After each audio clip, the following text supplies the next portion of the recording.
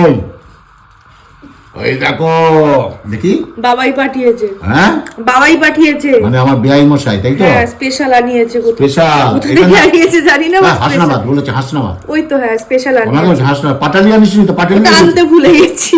ওটা কালকে আকাশকে বল, আসবে তো। গুড়টা জানা দেখি কাছে নিয়ে একটু।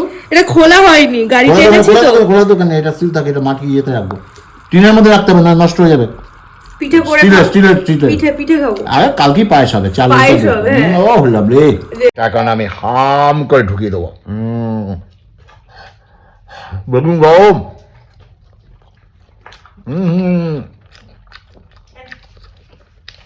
শীতকালে জান নাই কোনো গুণ, সে হচ্ছে বেগুন, কিন্তু ভুল। নানা রকমের বেগুন আছে। বেগুন পোড়া খেলে যা যা লাগে, ফ্যান্টাস্টিক। ওই ওই ওই লাপা লাপা লাপা। একটু লাফাতে হয়, তাকিয়ে থাকলে হয় না। এনে রকম খাবি, আমার থেকে নিবি? একটু লাফা। এনে ও খাবে না, লাফাবে না। খাবি? একটু লাফা। লাপা কুড়ে দেখো কুড়ে। মহা বদমাস ও, এনে মহা বদমাস। দেখ, এবার বানাবো পাটি সাপটা। এই যে পাটি সাপটা, এই দেখো, এভাবে পাটি সাপটা বানায় না অনেকে, এইভাবে এই এই এই দিয়ে পাটি সাপটা খায়। এই দেখো পাটি সাপটা বানিয়ে দিলাম। এবার টপ করে মুখে ঢুকিয়ে দেবো। ওই ওই ওই, আহা,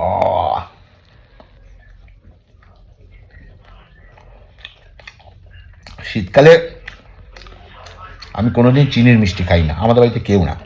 যা হবে গুড়ের মিষ্টি।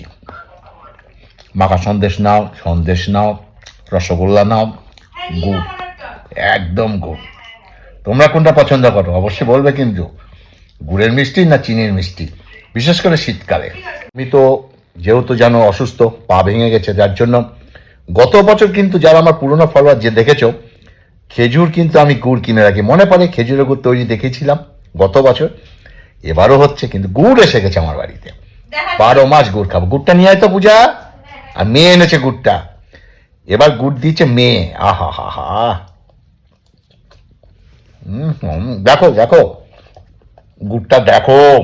ওই ওই দেখো দেখি।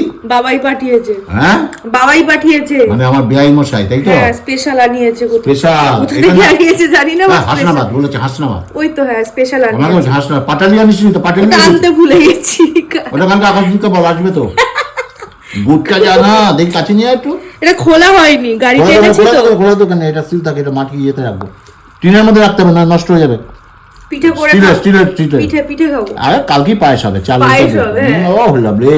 এবার তো নলেন গুড়ের পায়েস। আমার কিন্তু গত বছরেরও গুড় আছে, এই বছর তো আসলো, গত বছরেরও গুড় আছে, ওটা দিয়ে পায়েস করে শেষ করে দেবো।